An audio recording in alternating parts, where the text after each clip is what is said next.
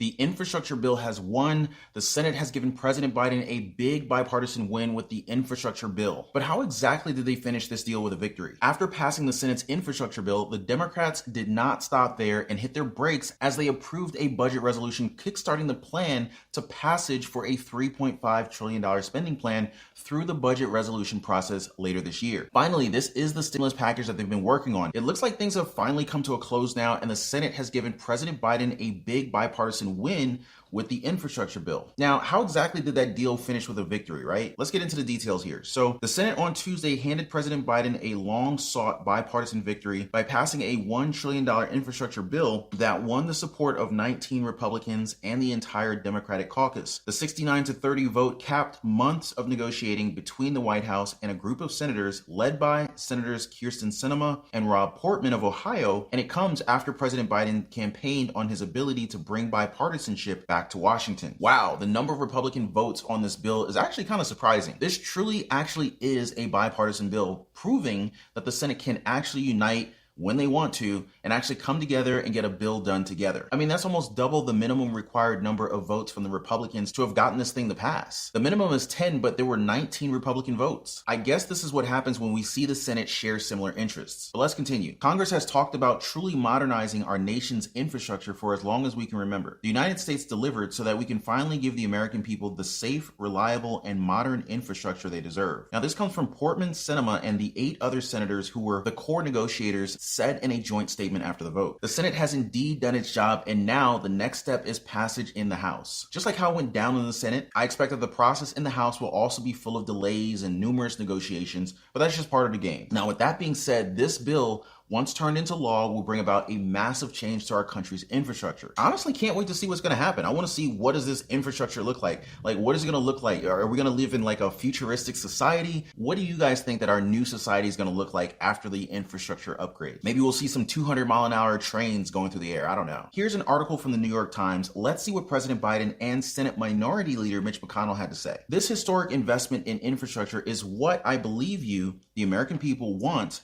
and what you have been asking for a long time, Mr. Biden said from the White House as he thanked Republicans for showing a lot of courage. Mr. McConnell, who publicly declared that his priority was stopping the Biden agenda, said in a statement that I was proud to support today's historic bipartisan infrastructure deal and prove that both sides of the political aisle can still come together around common sense solution. Our country has been due for many improvements in the infrastructure for quite a while, so there's a lot of valid points here. It's pretty funny that he's thanking Republicans for showing courage just for cooperating together. Meanwhile, Mitch McConnell is surprisingly on board with this, just like how President Biden is. By showing his support for this, he does prove his point that both parties can work together around common sense solution. Let's hope that this mentality will go on for all the following bills to come, and not just for this one. All right, now let's continue. The measure faces a potentially rocky and time-consuming path in the House, where Speaker Nancy Pelosi and the majority of nearly 100-member Progressive Caucus have said that they will not vote on it until the Senate passes a separate, even more ambitious $3.5 trillion social policy bill this fall. That could put the infrastructure bill on hold for weeks, if not months. So yes, this next step for this bill is the passage to the House. However,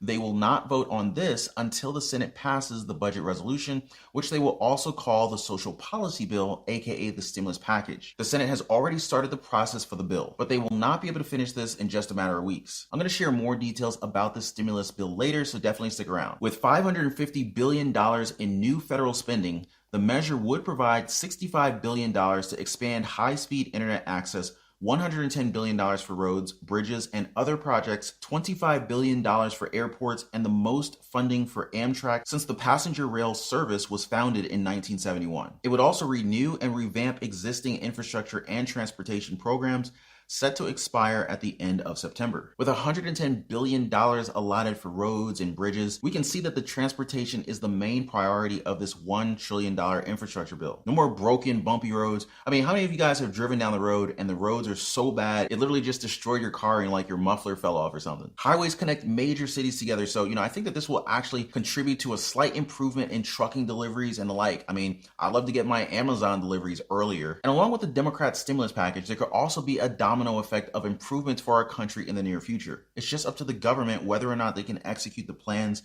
that they're making right now. Now, with a bipartisan victory pocketed, Democrats turned immediately to a more partisan venture, a second social policy package that would fulfill the remainder of their spending priorities. The Senate's $3.5 trillion social policy budget, which is expected to pass along party lines late Tuesday or early Wednesday, will allow Senate committees to draft legislation packed with policies to address climate change and paid family and medical leave, and pass it over the threat of a filibuster. It will also include tax increases and is expected to generate unanimous Republican opposition. Now, despite this long road we have taken, we have finally reached the finish line. This comes from Senator Chuck Schumer of New York. Senate Majority Leader said on Tuesday, but directing his comments to colleagues eager to take up the unaddressed priorities, he added, "We are moving on to a second track, which will make a generational transformation." Yeah, so the Democrats' $3.5 trillion budget resolution will cover most of the policies that the infrastructure bill did not include. Now, if the infrastructure bill is for the country itself,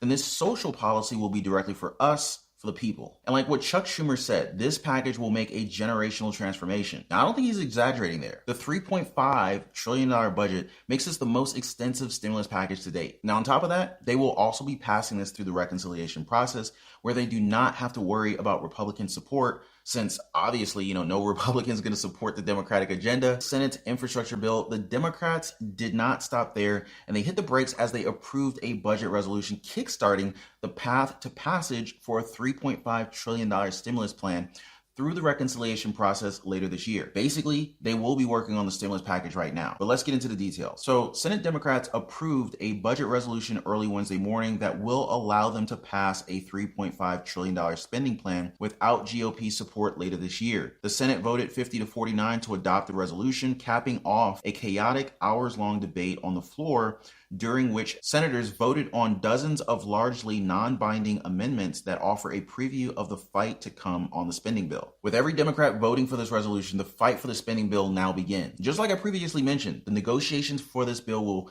be just like the infrastructure bill's process was. It will be long and tedious, and that's kind of how it should be. There's going to be some give and take. These are legitimate negotiations. Personally, I feel like both sides, the Democrats and the Republicans, they all have the people's best interests at heart. I think that both sides also have the country's best interests at heart, but their perspectives on how to do the best for the people tend to differ, and that's where the negotiations come into play. Now, with dozens of amendments already being voted on, I can definitely say that this is off to a very good start. Though the budget resolution doesn't get signed into law, it's the first step toward bypassing the 60-vote threshold required to pass most legislation in the Senate. Democrats will try to unify their entire 50-member caucus to pass the spending bill on their own as soon as late September. The package is expected to include top Democratic priorities like immigration reform, combating climate change, and universal pre-K. So this bill will be bypassing the required 60 votes for passage, and Democrats will do that through the reconciliation process. They will need every single Democrat to be on board with this, or else this bill is going to fail. I just want to be transparent with you guys on that one. Now, their target date is around late September, and I think that's enough time to go over every single detail and negotiate amongst themselves. This legislation will not only provide enormous support to the kids of this country,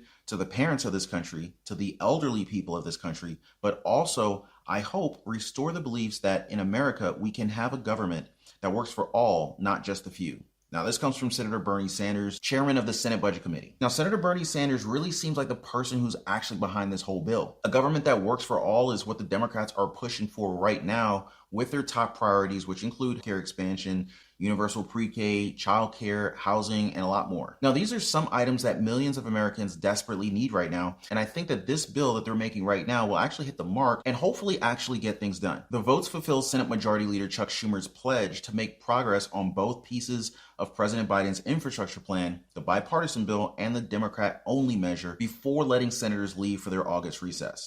I hate to laugh, but they're actually holding the senators captive to actually get this done. I'm surprised that they're really holding through and fulfilling on their promise. So despite this long road that we've taken, we have finally reached the finish line. Of course, we Democrats believe we need to do much more. The bipartisan infrastructure bill is a very significant bill, but our country has other very significant, very important challenges. We're moving on to a second track, which will make generational transformation. This is what Chuck Schumer said on Tuesday. Now, if you notice, this is very similar to the quote that was also present in the previous news article that we discussed. That's because the infrastructure bill's passage and the voting on the budget resolution all happened happen on the exact same day. Democrats are really pushing their agenda right now, and they have no time to waste. These are all actually part of President Biden's big plan for the country, and so far it's looking good. Also, it's great that they finished this before their August recess. Remember when they were stressing about getting it done ASAP since they had the recess to worry about? Now, in hindsight, it looks like they didn't have to worry at all. But anyway, let's continue. So lastly, the budget resolution includes few details about what will be in the Democratic spending plan, instead providing broad top lines that committees will need to start formally drafting their bills. But the subsequent spending package it greenlights, according to a memo sent to Democratic senators this week, will be a sweeping bill that touches on almost every facet of American life, including childcare, housing,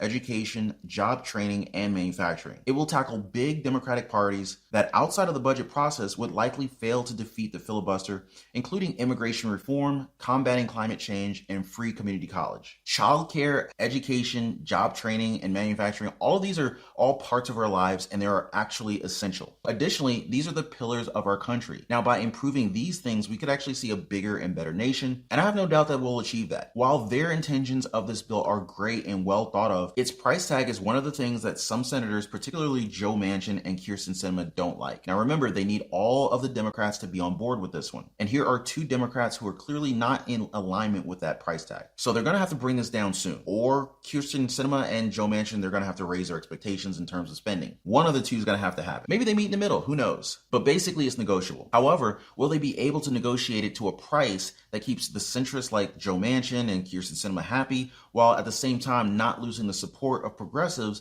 like Bernie Sanders, Elizabeth Warren, and AOC for that matter? This is going to be a headache for sure, but of course I'm going to keep you guys posted on what's going on. Now, with all the top priorities that the Democrats have enumerated, I still haven't seen any mention of stimulus checks in there for the people. Will they be bringing this to the table down the line for negotiations? I'm willing to bet that that's probably going to be the case. Remember, it's not over until they actually sign this into law. They can add things at the last minute just like they did in previous stimulus packages. I'm keeping